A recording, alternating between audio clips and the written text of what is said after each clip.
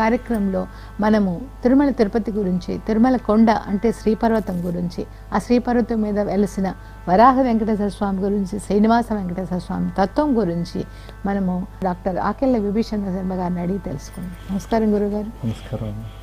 సాలగ్రామ శిలావారి పాపహారి విశేషత ఆజన్మ కృత పాపానం ప్రాయశ్చిత్తం దినే దినే అని అది ఒక గుడ్డ మీద ఇలా పెట్టుకుని తాగేసి తర్వాత ఏమన్నా మిగిలిందేమో అని అనుమానంతో ఉత్తమాంగమైన శిరస్సు పైన ఇలా రాసుకునే వాళ్ళు కూడా ఉన్నారు కదా. అలా చేస్తే వాళ్ళు సాక్షరులు ఎందుకు అవుతారు? రాక్షసులు. మేము ఆకలి వేసినప్పుడు తాగుతాం, మనం కూడా తీర్థం ఇస్తే చెంబులో పోసుకుని వెళ్తాం అనే వాళ్ళు ఉంటారే, వాళ్ళు అలాంటి వాళ్ళు. ఒక పవిత్రమైనటువంటి భావంలో దేవతలు, క్షుద్ర భావంలో రాక్షసులు ఉన్నప్పుడు దేవతలని ప్రత్యక్షంగా రక్షించడు, మనని కూడా భగవంతుడు ప్రత్యక్షంగా రక్షించడండి ఎప్పుడు కూడా. ఎం హి రక్షితం ఇచ్చంతి బుద్ధ్యా సంయోజయంతి తం. ఓ మంచి కార్యక్రమం మనం ఇక్కడ చేసుకుంటున్నాము అని అంటే భగవంతుడు ఇచ్చాడు. మీకు సంపద ఉంది, అధికారం ఉంది, మీరు ఏవో పనులు చేయొచ్చు. ఏమీ చేయకుండా ఓ ధార్మికమైన తాత్వికమైన అంశానికి ఇక్కడ వచ్చి కూర్చోవటం ఏంటి? సమయాన్ని ప్రతి క్షణం విలువైనటువంటి దాన్ని ఇక్కడ వెచ్చించడం ఏంటి? అంటే భగవత్ చింతన కాబట్టి, హరిచింతనే నిజమైనటువంటి కాలాక్షిప్యతే, యముడి నుంచి రక్షింపబడేటువంటి కాలం కాబట్టి ఇక్కడ హరిచింతనాత్మకమైన జరుగుతుంది. కాబట్టి ఎలా అయితే కొండ చర్యల్లో పడిపోయే గొర్రెల కాపరి క్షణక్షణం కాపాడుతాడో అలా కాపాడు. ఆ వెంటనే ఆయన ఏం చేశాడంటే తాను ఒక శంఖచక్రాలు ధరించినటువంటి ఒక విష్ణు స్వరూపాన్ని యజ్ఞేశ్వరుడు ధరించాడు. ధరించి భూమిపైన వెడుతున్నాడు. ఏమిటి, మా దేవతల కన్నా దివ్ ప్రకాశనేను కదా ధాతువు, బాగా ప్రకాశవంతంగా మాకన్నా ఉన్నాడు ఎవరు అని చెప్పి ఆ మూర్తి దగ్గరికి వెళదామని దేవతలంతా వెడుతున్నారు. ఆ వెడుతూ ఉంటే ఎవరు వెళ్ళగలరు? ఎక్కువ యజ్ఞములు 1000 యజ్ఞములు చేసినవాడు బ్రహ్మగారు, అశ్వమేధ 100 చేయగలిగిన వాడు, 100 చేసినవాడు దేవేంద్రుడు. బ్రహ్మగారికి ఆయన ఎవరో తెలుసు కాబట్టి ఆయన సత్యలోకంలో కూర్చుని జరగబోయేటువంటి చూస్తున్నాడు. దేవేంద్రుడు ఇతర దేవతలు అలా వెడుతున్నారు. యజ్ఞో దేవేభ్యో నిలాయత విష్ణురూపం కృత్వా స పృథివీం ప్రావిశత్ తం దేవాహ హస్తాన్ సమృద్ధిచ్చన్ తం ఇంద్ర ఉపర్యుపర్యుత్క్రమాత్. ఇలాగా ఇంద్రుడు మాత్రం దగ్గరగా వెళ్ళగలుగుతున్నాడు. కోమాయం ఉపర్యుపర్యుత్క్రమేదితి. పాపం యజ్ఞేశ్వరుడు, మహావిష్ణువు, విశ్వరక్షకుడు, భూతయోని, ఆయనకి ఏం తెలియదుట. ఎందుకురా నువ్వు నా మీదకు వస్తున్నావు, మీదకు వస్తున్నావు, నేను నీ జోలికి రాలేదే అని పాపం ఆయన అమాయకంగా ప్రశ్నించారు. అప్పుడు ఈయనెవరో పరిచయం చేసుకోవాలి కదా. నేను ఇంద్రుడిని అని చెప్పుకుంటే చాలా తక్కువ, దేవతల అధినాయకుడిని, నా దగ్గర వజ్రాయుధం ఉంది అని చెప్పుకున్నట్ట. తమింద్ర ఉపర్యుపర్యుత్క్రమాత్ కోమాయం ఉపర్యుపర్యుత్క్రమేదితి అహం దుర్గే హంతీతి. నేను దుర్గమ స్థలాలపైన దాడి చేయగలను. అథకస్తోమసీతి, అసలు నువ్వెవరు చెప్పు ముందు నాకు అని ఇంద్రుడు తన యొక్క వజ్రాయుధ వైభవాన్ని చెప్పుకుని, తన గొప్పతనం అంతా తెలిసేట్లుగా చెప్పుకుని, మీరెవరు అని అడిగాడు. అహం దుర్గాదాహర్తేతి.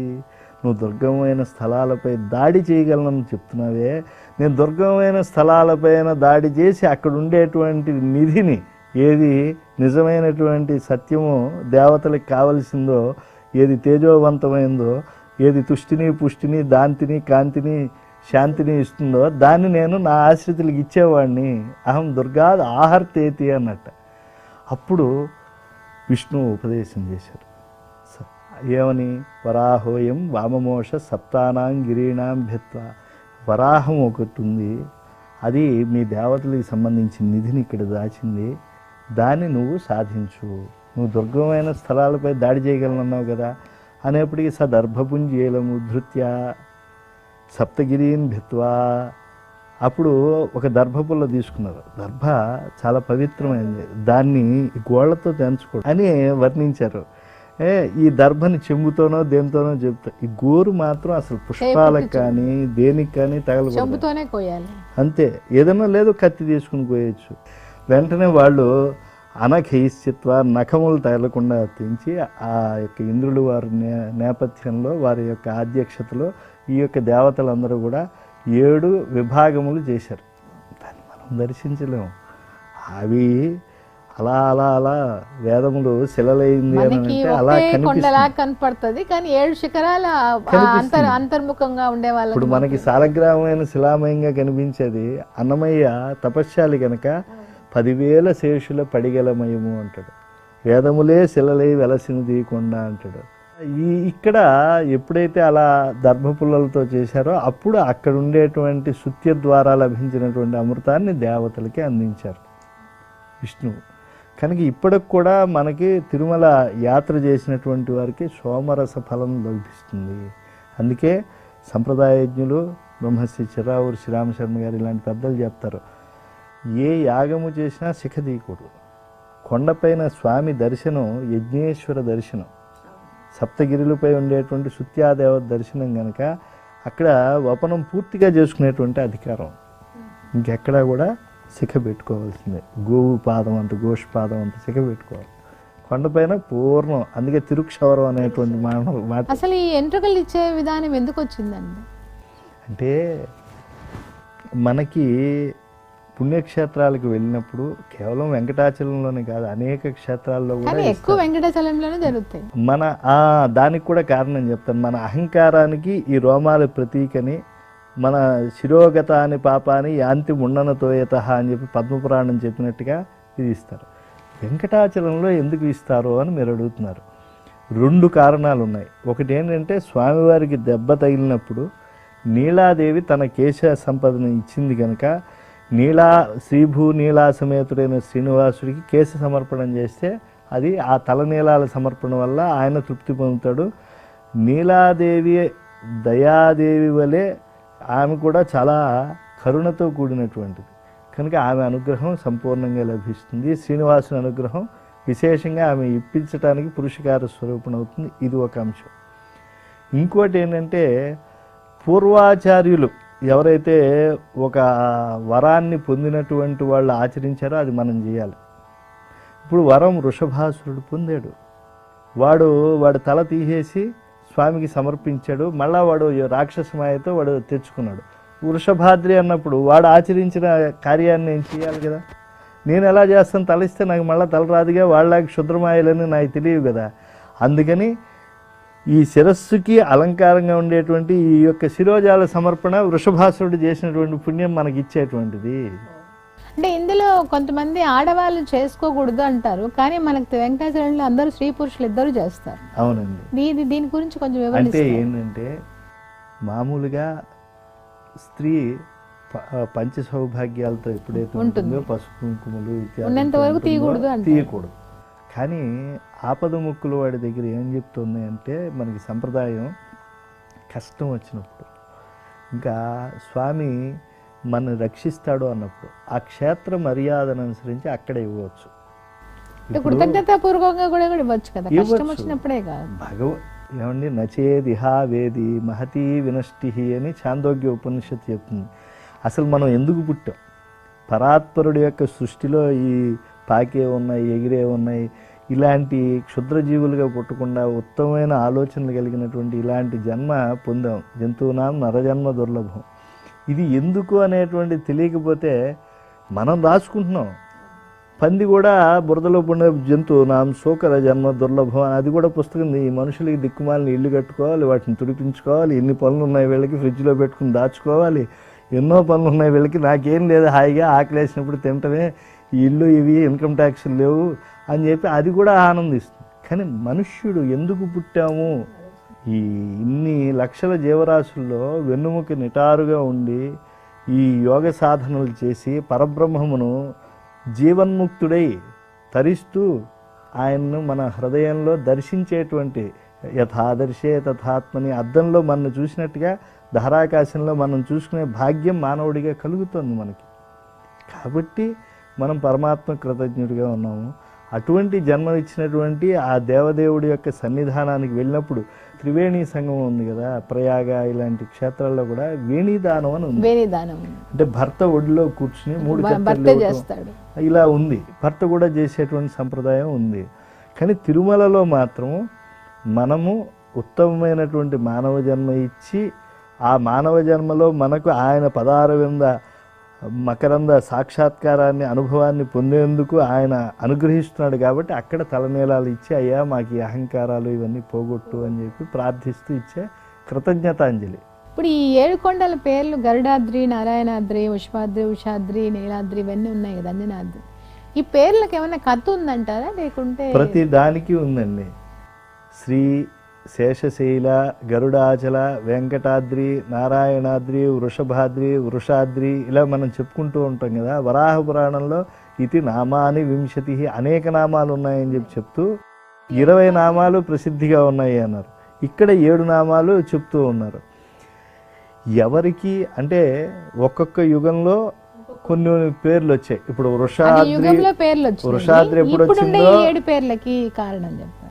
ఇప్పుడుండే 7 కొండలు అని అంటే అప్పటివే ఇప్పటికీ ఉన్నాయి, కానీ అప్పుడు యుగానికి పేరు వచ్చింది, ఒక పేరు వచ్చింది ప్రసిద్ధిగా. కానీ ఇప్పటికీ నిలిచినటువంటి వాటిల్లో మీకు చెప్పాలి అని అంటే ఇప్పుడు శ్రీ పర్వతం అని వచ్చింది. లక్ష్మీదేవత అక్కడ నిత్య నివాసం చేస్తుంది. ఎందుకంటే స్వామి అక్కడ అర్చామూర్తిగా విలసిల్లుతున్నారు కదా. ఆయనకి అష్టలక్ష్ములు ఆవృతం ఏమి ఉంటాయి. వక్త్రాబ్జే భాగ్యలక్ష్మీ, కరతల కమలే సర్వదా దానలక్ష్మీ, దోర్దండే వీరలక్ష్మీ, హృదయ సరసిజే భూత కారుణ్యలక్ష్మీ, ఖడ్గాగ్రే శౌర్యలక్ష్మీ, నిఖిల గుణగణాడంబరే కీర్తిలక్ష్మీ, సర్వాంగే సౌమ్యలక్ష్మీ, మైతు విజేతాం సర్వ సామ్రాజ్యలక్ష్మీ అని అథర్వణ వేదంలో కిలమంత్రంలో ఉంది అని చెప్తున్నారు. ఇదే కాకుండా అసలు స్వామి శ్రీపర్వతం అనేటువంటి పిలుపుతో ఉంటే ఎందుకు ఆనందిస్తున్నాడు అని అంటే ఒక ఐశ్వర్య మహామంత్రంగా కూడా మనకి భవిష్యత్తు పురాణంలో ఒక శ్లోకాన్ని చెప్తారు. శ్రీవత్స వక్షసం శ్రీశం శ్రీలోలం శ్రీకరగ్రహం శ్రీమంతం శ్రీనిధిం శ్రీద్యం శ్రీనివాసం భజే అనిశం. శ్రీవత్స వక్షసం అంటే ఆయనకు ఒక శ్రీవత్సం అనేటువంటి ఒక పుట్టుమచ్చ ఉంది.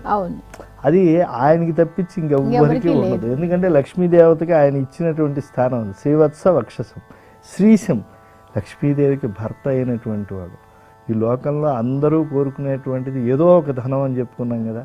అటువంటి సమస్త ధనాలకి మూలమైనటువంటి వాడు, ఆవిడికి ఆధారమైనటువంటి వాడు శ్రీనివాస్. శ్రీ ఈశం అంటే ఆయనే నాథుడు. ఆయన శక్తి పైన ఆవిడ ఆధారపడింది, ఆవిడ పైన ఆయన ఆధారపడ్డాడు. కాబట్టి అలాంటి శక్తిమంతురాలు ఆవిడికి అధీశుడు ఆయన శ్రీశం. కానీ కొంతమంది చూడండి, భర్తలు మన భార్య కదా అని చెప్పి వాళ్ళు పెద్ద పట్టించుకోరు. కానీ ఆయన అలా ఉండడు. శ్రీలోలం, ఎప్పుడూ లోలుడే ఆయన. ఆమె సహకారం లేకపోతే ఎప్పుడూ ఆయన ఏ పని చేయడు. దీన్ని అన్నమయ్య చాలా అధిక్షేపణగా చెప్పాడు. మా అమ్మను ప్రార్థిస్తాం కానీ నిన్నెందుకు అన్నాడు. పాపం అమ్మ అన్నం పెట్టింది కదా. 5 ఏళ్ళు వచ్చేప్పటికీ ఆయనకి స్వప్నావస్థలు వస్తున్నాయి. 8 ఏళ్ళు వచ్చేప్పటికీ ఆయన కొండకు వచ్చాడు. ఇప్పుడు మనకేవో చలనచిత్రాల్లో చూపించినట్టుగా కాదు. ఈ లీల 8 ఏడుల పిన్న బాలుడయ్యు. ఆ 8 ఏళ్ల చిన్న పిల్లవాడు కొండ ఎక్కుతూ ఉంటే, సాలగ్రామ శిలామయమైన పర్వతం పైన పాదరక్షలతో వస్తూ ఉంటే, జారి పడిపోతూ ఉంటే ఎవరు చెప్పగలరు? మాతృదేవో భవ. ప్రతి జీవికి తొలి ఆచార్యుల అమ్మ. ఆ హృదయం కదిలిపోయింది. ఆ 7 కొండల వారి ఆ దయ అమ్మవారి స్వరూపిణి. కరుణామివ రూపిణి అంటారు. అమ్మవారు ఎవరు అని అంటే కరుణకు ఒక ఆకారం. దేవతల రూపంలో ఉంది కాబట్టి దేవకి అన్నారే, అలా కరుణకి ఆవిడ ఒక ఆకారం. ఆవిడ కథలు వచ్చేసింది. వచ్చి చెప్పింది తల్లి, పడేసాడు చెప్పులు. అప్పుడు సౌందర్యం సాలగ్రామ కొండ కనపడి, నువ్వు నాయన వెళ్ళాలంటే అమ్మ ఏం చూస్తుంది చెప్పండి. సాలగ్రామాల్లో కూడా అప్పుడు అన్ని అవతారాలు ఉన్న సాలగ్రామాలు కనిపించాయండి కదా. రామకృష్ణ అన్ని అంటే మామూలుగా సాలగ్రామం గండకి నదీ తీరంలో ఉంటాయి అని అంటారు. మామూలుగా ఏదైనా మనం దారు కానీ, శిల కానీ, లేదా ఇతరమైనటువంటి స్ఫటికం కానీ వీటన్నిటికీ ఆవాహన విసర్జన ఉండాలి. మృత్తికతో చేసే వినాయకాదులకు కానీ ఆవాహన లేదు, విసర్జన లేదనేది సాలగ్రామం. ఎందుకంటే నిత్య సన్నిహితో విష్ణు హరిహి, నిత్యము హరి దాని యందు ఉంటాడు కనుక వాటి పవిత్రత ఇంక దేనికి ఉండదు. కాబట్టి అది సాలగ్రామ శిలలతో ఏర్పడింది. అందుకే కదా భగవద్ రామానుజులు వారు కాళ్ళతో కాకుండా మోకాళ్ళతో ఎక్కారు. వ్యాసరాయలు వారు అలా ఎక్కారు. అలా మనం ఎక్కలేం కాబట్టి మనకు ఒక ప్రార్థన ఇచ్చారు. పూర్వం అది 7 కొండలు ఎక్కేటువంటి నడకదోవ దగ్గర ఉండేది. ఈ మధ్య తీసేశారు. అది ఎందుకు అడ్డంగా ఉంది. కానీ ప్రతి ఒక్కడు ఆ శ్లోకం చదువుకొనే పైకి పాదం పెట్టాలంట. ఆ గిరిని ప్రార్థించాలి. ఆ గిరిని ప్రార్థిస్తూ క్షమస్వ తదహిమేద్య దయయా పాపచేత సహా. కొండ సర్వదేవతలకు పూజనీయమైనటువంటి దానివి నువ్వు. నువ్వే శ్రీనివాస స్వరూపం, అయం కదాచి కొండే శ్రీనివాస ఇవావభూ. ఇవి ఒక్కొక్కసారి దేవతలకి శ్రీనివాస స్వామి ఆకారంలో కనిపిస్తుంది, సాలగ్రామమయం కాబట్టి దాన్ని పాదాలతో తొక్కకూడదు. కానీ పాదాలతో తప్పించి మనం మరో రకంగా వెళ్ళలేం, తలకిందులుగా నడిచి వెళ్ళగలిగినటువంటి యోగులం కాదుగా, లేకపోతే దేవతల్లాగా అలా ఎగిరి ఆకాశంలో మనం వెళ్ళలేం, కాబట్టి పాదాలతో వెళ్ళాలి.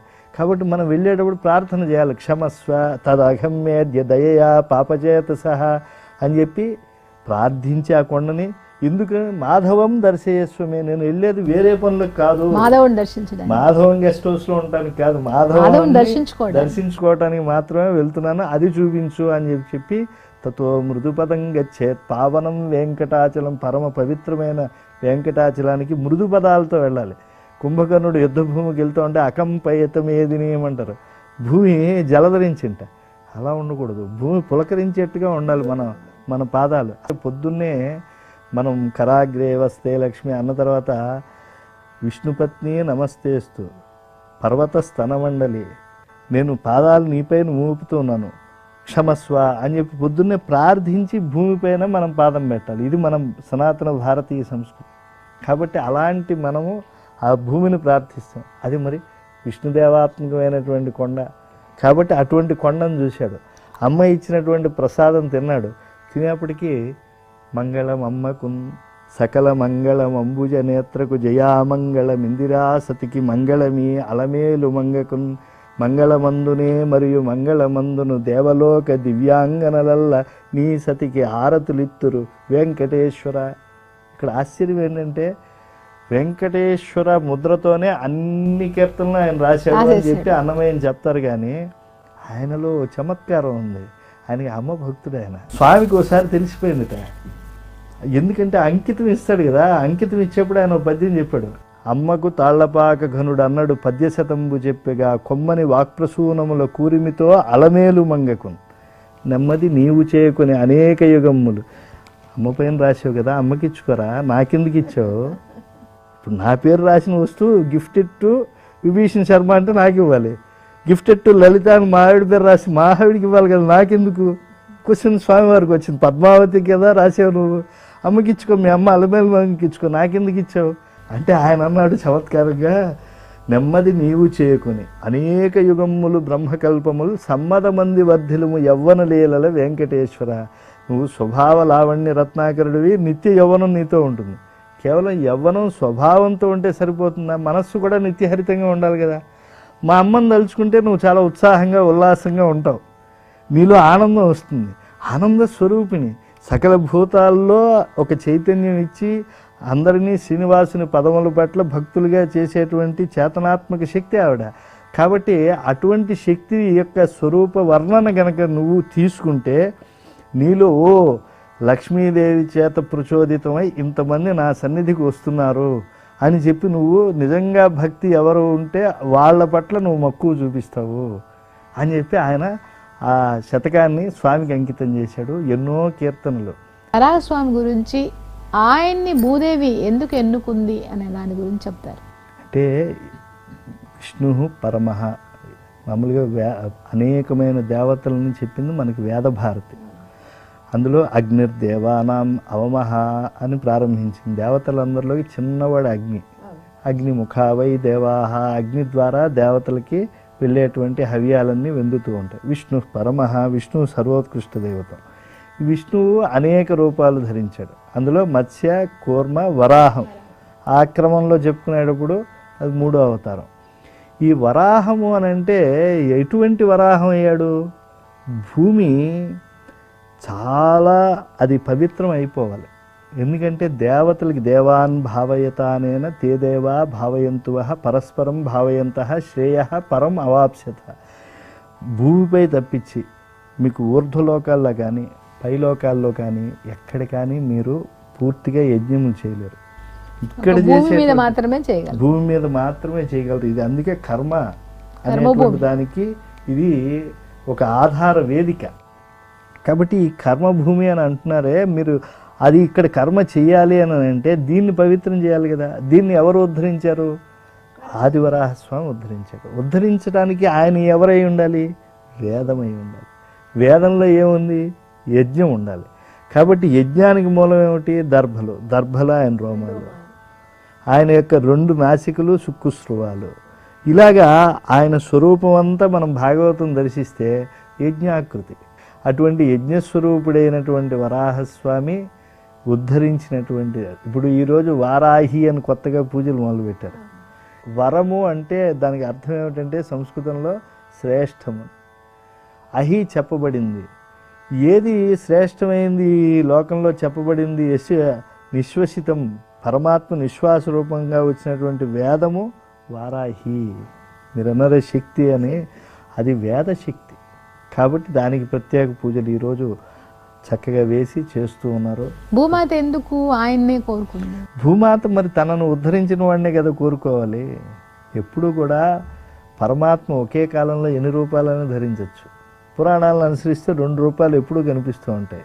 ఇప్పుడు కృతేతు నరసింహభూత్ అన్నట్టు కృతేతు వరదరాజోభూత్ అని కూడా అంటారు. వరదరాజస్వామి, నరసింహస్వామి ప్రసిద్ధ అవతారాలుగా కృతయుగంలో ఉన్నారు. త్రేతాయుగంలో రాముడిగా ఉన్నాడు, పరశురాముడిగా ఉన్నాడు. అలాగే ద్వాపరయుగంలో కృష్ణుడిగా ఉన్నాడు, బలరాముడిగా ఉన్నాడు. అలాగే కలియుగంలో వరాహస్వామిగా ఉన్నాడు, వెంకటేశ్వరుడిగా ఉన్నాడు. కానీ ఉద్ధరించినటువంటి వాడు ఎవరు? వరాహస్వామి. కాబట్టి భూదేవత వరాహస్వామితో మమేకమై ఉంటుంది. ఎప్పుడు కూడా అభిన్నంగా ఉంటే వరాహ ప్రకృతికి అభిన్నమైనటువంటి భూమాదేవి ఎప్పుడు కూడా పవిత్రం కాదు. మృత్తికే హనమే పాపం.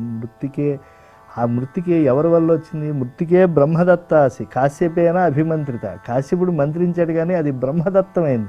బ్రహ్మ అంటే వరాహం. అంటే బ్రహ్మ అంటే ఈ బ్రహ్మ కదండి, మనకి 4 ముఖాలతో ఉంటే. ఎప్పుడు కూడా బ్రహ్మము నపుంసకలింగంలో పలికితే చతుర్ముఖ బ్రహ్మ కాడు.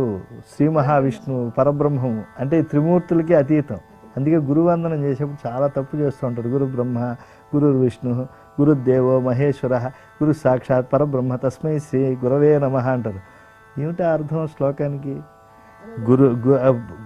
గురు సాక్షాత్ పరం బ్రహ్మ అంటే నపుంసకలింగంలో ప్రయోగిస్తేనే అప్పుడు గుణాత్మకమైనటువంటి ఆ రూపాలకి మూలమైన పరబ్రహ్మతత్వాన్ని. కాబట్టి ఇది రాముడు కూడా, రామపదం కూడా ఇది రామపదేనాసో పరం బ్రహ్మాభిధీయతే. రామ అంటూ ఉంటారే, అది కూడా పరబ్రహ్మాన్ని సూచించేటువంటిది.